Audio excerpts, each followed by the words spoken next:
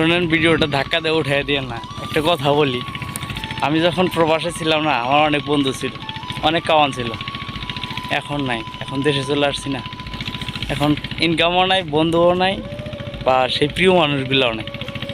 তো যারা প্রবাসে থাকেন তারা আমার ভিডিওটা বা আমার কথাগুলো একটু মনোযোগ সহকারে শুনবেন। প্রবাসের থাকতে কেউর সাথে টাকা দিয়ে বন্ধুত্বতা করবেন না, বুঝতে পারছেন? এই যে এখন আমি দেশে আসছি, আমার মোটামুটি ক্যাশ আছে আলহামদুলিল্লাহ, আমি চলে ফিরে খাইতে পারবো।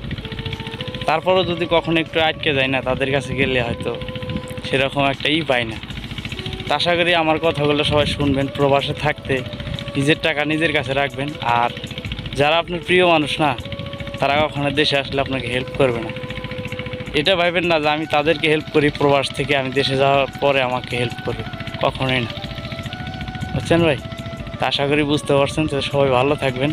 প্রবাস থেকে যারাই আসেন কিছু করে আসবেন।